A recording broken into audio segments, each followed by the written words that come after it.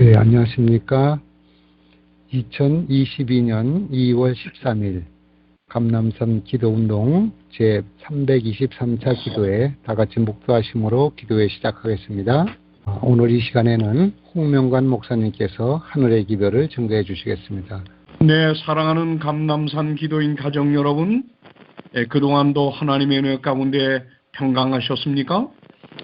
오늘도 이렇게 유선상에서 여러분을 만나서 또 하나님께 함께 기도하게 된 것을 큰 기쁨으로 생각합니다. 네, 오늘 아침은 여러분과 함께 중보 기도의 능력이라고 하는 제목으로 말씀을 나누려고 합니다. 성경 예레미야 29장 12절로 13절을 제가 봉독하겠습니다. 너희가 내게 부르짖으며 내게 와서 기도하면 내가 너희들의 기도를 들을 것이요 너희가 온 마음으로 나를 구하면 나를 찾을 것이요 나를 만나리라. 이것은 여호와의 말씀이니라. 지난 2002년도 10월이었습니다. 미국의 수도인 워싱턴 DC에 사는 사람들은 날마다 공포의 하루하루를 보낼 수밖에 없었습니다. 소위 얼굴 없는 연쇄 살인범에 의해서 연달아 무고한 시민들 10명이 살해를 당하고 그리고 3명이 부상을 당하는 사고가 발생하고 있었기 때문입니다. 모두가 두려움과 공포 속에서 어찌할 바를 모르고 있는 가운데서 이 끔찍한 사건은 미궁에 빠져들고 있었습니다.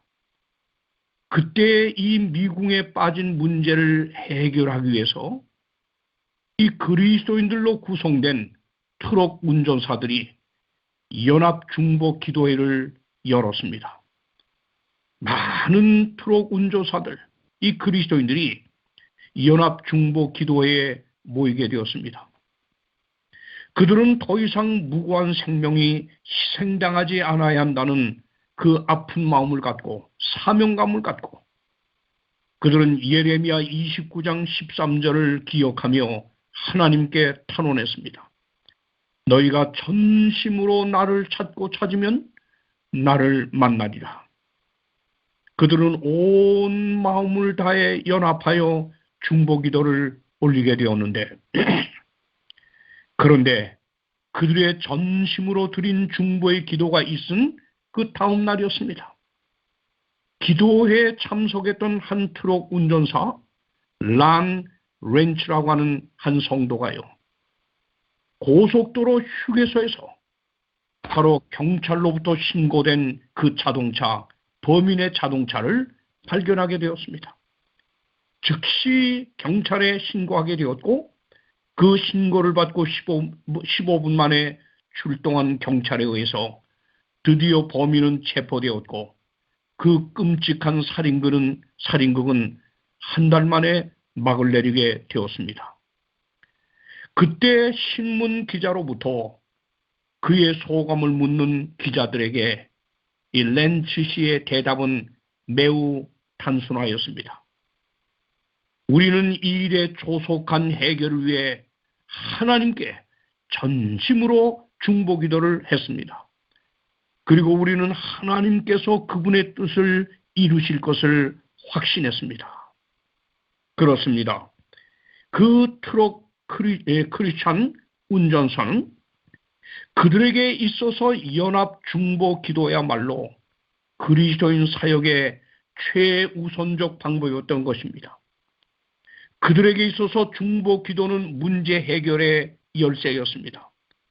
그러기에 가장 비극적인 이 사건은 가장 감동적인 사건으로 마무리될 수가 있었던 것입니다. 앤드루 머레이 목사님은 이 중보 기도에 대해서 다음과 같이 말했습니다. 중보 기도란 사람의 무능과 하나님의 전능 사이의 이음줄이다. 다시 말씀드리면 중보 기도라고 하는 것은 하나님과 인간 사이를 연결하는 스위치 역할을 한다고 하는 것입니다. 그래서 이 중보 기도는 엄청난 능력이 나타나는 것입니다. 그래서 그 유명한 윌리엄 버클레이 박사는 중보 기도의 필요성을 이렇게 말했습니다. 우리는 중보 기도를 통해서 세상 사람들을 하나님의 축복과 도우심을 받도록 인도합니다. 따라서 우리는 마음이 상하고 병든 자와 하나님의 축복이 필요하다고 생각되는 모든 사람들을 기도로 지원해야 합니다. 그렇습니다. 모든 그리스도인들은 서로를 위해 기도하도록 부르심을 받았습니다. 그래서 성경은 서로를 위해 기도해 주는 사람을 가리켜 기도 동역자라고 부르는 것입니다. 오늘 우리에게 이 든든한 기도 동역자들이 많이 있다면 우리는 반드시 하나님의 놀라운 축복과 역사를 경험할 수 있을 것입니다. 찬미의 이런 복음 성가의 이런 노래가 있죠. 당신이 지쳐서 기도할 수 없고 눈물이 빗물처럼 흘러내릴 때 누군가 널 위하여 누군가 기도하네. 내가 홀로 외로워서 마음이 무너질 때 누군가 널 위해 기도하네. 최근에 중동의 모슬렘 선교를 위해서요 놀라운 사역을 하고 있는 한 숨은 영웅이 소개되었는데 그는 이집트 출신 목회자로서 자카리아 보토로스라고 하는 분입니다. 그는 코란과 성경이 어떻게 다른가, 마음의 뜻과 예수님이 무슨 차이가 있는가 이런 주제로 굉장히 영향력 있는 설교를 하고 있는 목사입니다. 무려 6천만 명의 이슬람권 사람들이 유튜브를 통해서 그의 설교를 시청하고 있다고 하는데 현재 모슬렘 지역에서는 이분의 설교를 통해서 많은 모슬렘 회심자가 기하급수적으로 늘어가고 있다고 하는 사실입니다. 그래서 이슬람 세력권에서는 이 사람을 체포하여 죽이기 위해서 6천만 달러의 현상금을 걸어 지금 이 사람의 목숨을 겨냥하고 있습니다. 그는 날마다 생명의 위협을 받으며 사역하고 있는 목사입니다. 그런데 그런 위협을 받으며 살고 있는 것이 두렵지 않느냐고 하는 질문에 그는 이렇게 감동적인 대답을 하였습니다. 저는 결코 두렵지 않습니다. 왜냐고요? 제가 하루하루 사는 것은 저를 위해서 생명을 걸고 기도해주는 중보 기도 동역자들이 있기 때문입니다. 저를 위해서 목숨을 걸고 기도하는 중보 기도 동역자들 힘입어서 이 사역을 제가 감당하고 있기 때문입니다. 그렇습니다. 우리가 전심으로 드리는 중보 기도야말로 하나님의 놀라운 역사를 경험하게 하는 이 능력인 것입니다. 여러분, 그렇다면 오늘 중보 기도를 위하여 이렇게 새벽에 모인 우리는 어떤 심정으로 기도를 드려야 할까요? 우리는 그것을 기도의 사람 느헤미야에게서 발견하게 됩니다. 느헤미야, 그는 그의 형제 하나니로부터 자신의 동족이 큰 환난을 당하고 능력을 당하고 예루살렘 성이 무너졌다는 소식을 들었을 때 어떤 반응을 보였지요? 그는 중보 기도를 드리기에 앞서서 어떤 반응을 보였나요? 수일 동안 슬퍼하며 울었다고 했습니다. 그는 찢어지는 마음을 부둥켜 안고 절거했다고 하였습니다. 그러고 나서 하나님 앞에 금식하며 중보 기도를 시작했습니다. 그야말로 전심으로 하나님의 도우심을 구하는 중보 기도였습니다. 그가 울고 난 다음에 금식하며 기도했다고 하는 것이 중요한 것입니다. 왜요? 느헤미야는 기도가 역사를 바꾼다는 사실을 확신했기에 전심의 중보 기도를 올릴 수가 있었습니다. 그렇습니다. 우리는 중보 기도를 위해 이 새벽에 모였습니다. 우리가 중보 기도를 드릴 때에 느헤미야의 심정으로 기도할 수가 있다고 하면 우리에게도 큰 역사들이 여기저기에 일어나지 않을까요?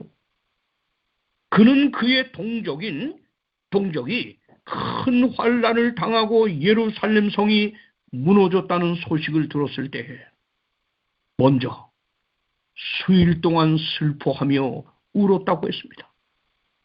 우리도 이 교회 안팎에 지금 산재한 문제들 위해 중보 기도를 드릴 때 기도의 대상들이 당면한 현실을 생각하면서요, 느헤미야처럼 그들의 입장에서 우리도 함께 아픔을 느껴야 하는 것입니다. 아무 감각이 없는 형식적 기도는 응답될 수 없습니다. 그런 진정한 정신을 갖고 중보 기도를 한다고 하면 우리의 기도가 정말 간절하지 않을 수가 없는 것입니다. 그러고 나서 느헤미야는 금식 기도를 시작했다고 그랬어요. 정말 그의 중보 기도가 얼마나 절박한 심정으로 기도했는가를 느낄 수가 있는 것입니다. 그는 금식하며 드리는 간절한 기도가 역사를 바꾼다고 하는 그 사실을 확신했기 때문입니다. 우리도 느헤미야 같이 우리의 간절한 기도는 역사를 바꾼다는 심정을 갖고 중보 기도를 해야 하지 않을까요? 때로는 우리 교회가 안고 있는 이 심각한 문제들 바라보면서요, 우리의 자녀들, 우리의 교회들이 겪고 있는 이 많은 아픈 문제를 생각하면서요, 때로는 우리 역시 금식하며 기도하는 이 절박한 심정이 있어야 하는 것입니다. 지금 우리가 이 국가교육부의 사학법 이 제정으로 인해서 얼마나 삼육교육이 지금 위기에 빠지게 되었습니까? 이런 때에 우리가 이런 것을 정말 교단적인 차원에서 전국에 금식을 선포하며 기도로 싸운다면 우리를 향한 원수들을 이길 수 있지 않을까요? 우리는 여기서 기억해야 할 것이 한 가지 있습니다. 예루살렘 성벽을 재건하는 그 대역사가 이 느헤미야 한 사람의 전심의 중보 기도에서 시작되었다고 하는 이 사실입니다. 그러므로 전심의 기도가 중요한 것이에요. 한 사람이 입을 열어 전심으로 기도하기 시작하면 하나님의 놀라운 역사가 거기서부터 시작될 수 있다고 하는 것입니다. 감남산 기도인 가족 여러분이요, 지금이야말로 전심의 중보 기도가 그리스도인 사역의 가장 최선의 방법임을 믿고 교회 안팎의 산적한 문제들 위해 합심하여 기도할 때입니다. 그리고 개인적으로도 느헤미야처럼 골방에서 눈물을 흘리면서 아픈 심정을 갖고 기도해야 할 때입니다. 인간의 온갖 지혜와 방법을 강구하기 위한 100번의 회의보다 한 번의 연합된 기도요, 전심을 다해 올리는 중보 기도가 더 큰 능력을 발휘한다는 사실을 누가 부인할 겁니까? 영감의 책 목사에게 보낸 권면 511쪽에는요 이렇게 기록하고 있습니다. 지금은 기도를 많이 할 필요가 있다. 우리가 지금 살고 있는 이 시대는 구하는 자들에게 성령을 받는 시기가 되어야 한다.